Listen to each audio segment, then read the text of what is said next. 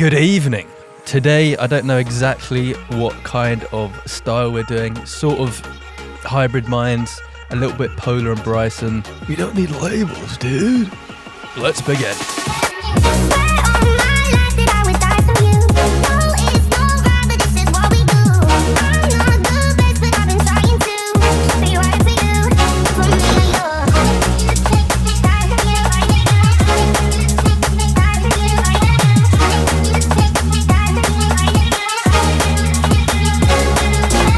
There we have it. Let's run it from the top.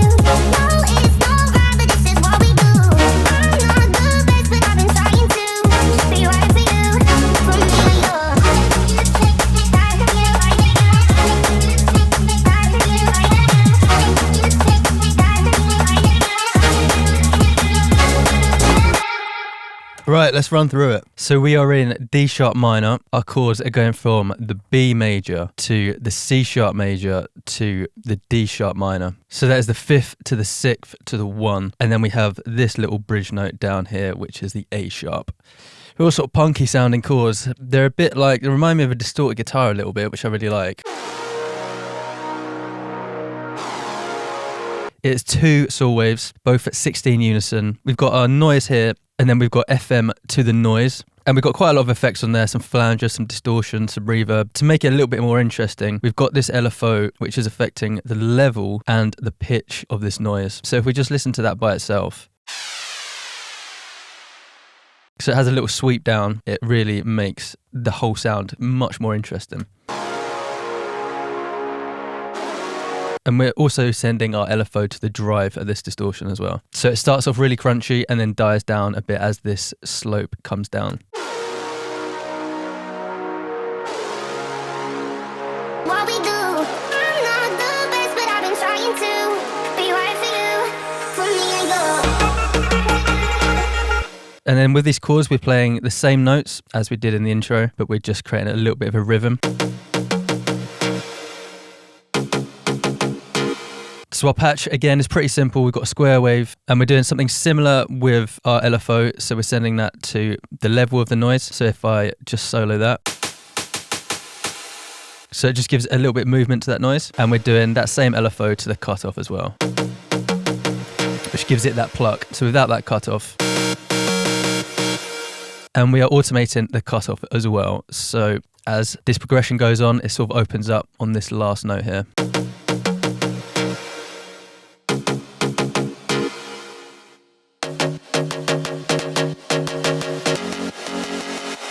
So it gives it a little bit of movement, makes it a little bit more interesting. And we've also done something similar with Endless Smile. So we're just opening it up as that cutoff opens again. So it gives the whole sound a little bit of a journey. We're also just putting a sub in there. This is literally just the sub oscillator turned on, and we're playing those root notes, the B, the C sharp, and the D sharp, and then down to the F sharp right at the end there. This vocal chop. So we're using Spectral, and then this Vox R close up. And we've got our LFO1, which is affecting this second filter, which gives it the rhythm. And then I'm just automating the rate, so we have slight changes in the rhythm. So without that, it's just a static rhythm. So it just makes it a little bit more interesting.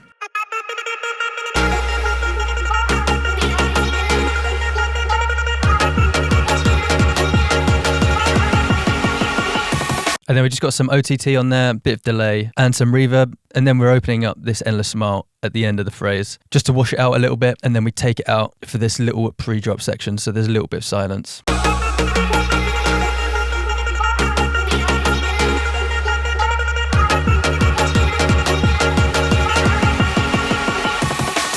So I've done this kick build in the effects group rather than on this main kick channel. And the reason is because when I first had it in the main kick channel, the sidechain was affecting it a little bit too much. So it sounded like this.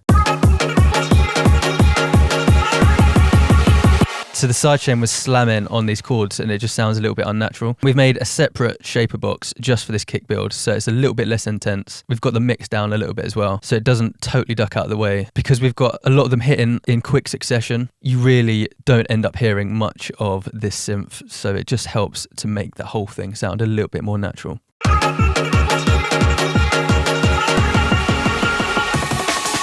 And then we have a little arm and break just going into the drop.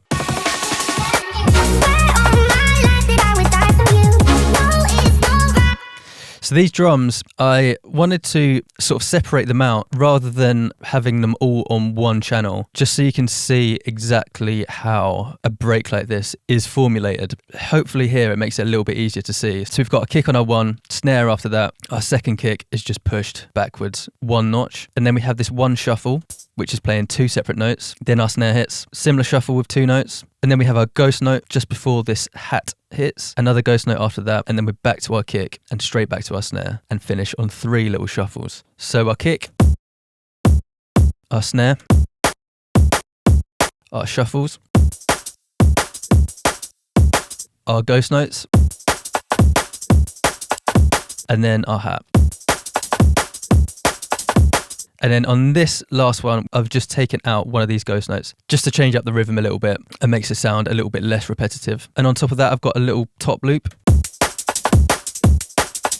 And then for our second time round, I've got some shakers that come in.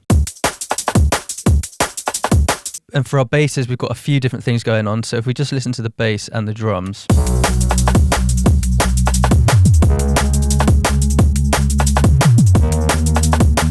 So our main Reese is just playing our root notes, and I made this in massive. It's just one sine wave which is acting as the sub, and then we've got two more sine waves, one fine-tuned up 30, one fine-tuned down 30. And then I have the same patch duplicated. This time I've got a chorus on there which is 100% wet, and then we're taking the low end and some of the high end out. So we're just creating a bit of a wide chorusy effect, give a little bit more dimension to that Reese. So it just adds that little bit of width. And then we're cutting our Reeses at the end of this phrase here, and then we've got a little 808 fill. So this is a very simple patch.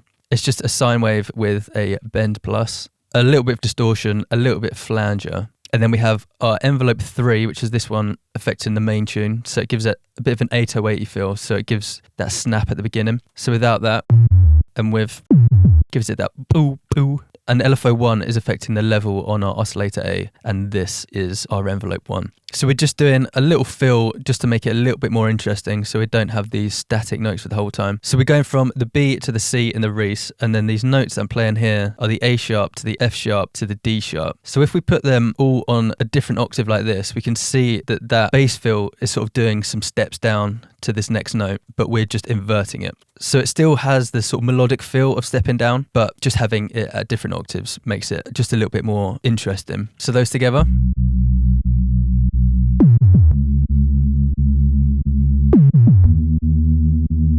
And then we have these little stabs.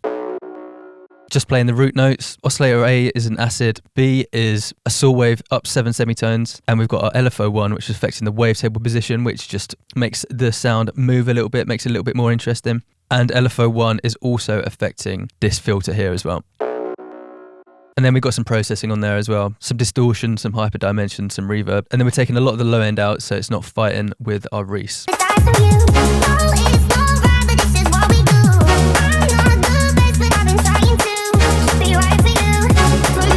Just to make a little bit of an interesting feel at the end of that phrase as well, I've just put a saw Reese in there. So very similar to what we did with the original Reese, but with saw waves. We've just taken the fine tunes up and down. And then we are just moving that cut off, so it makes it a little bit more interesting too.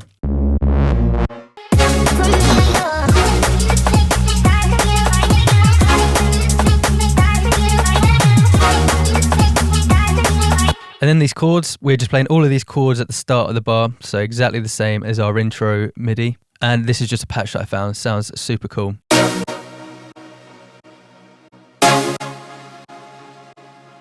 And then we just have this little turnaround at the end of the phrase as well. So we're going from the C sharp down to the A sharp, and then we go back to the B. So it just makes the drop a little bit more interesting, as the tail at the end here isn't exactly the same as the chords we've been doing throughout. So it just helps to differentiate this section from the others.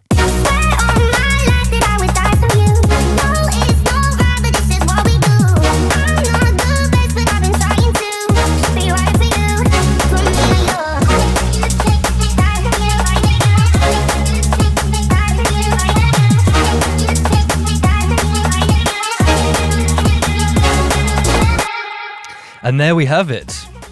I hope you've enjoyed, and I hope it has helped. Please do subscribe, and I shall see you next week. Love to your mother.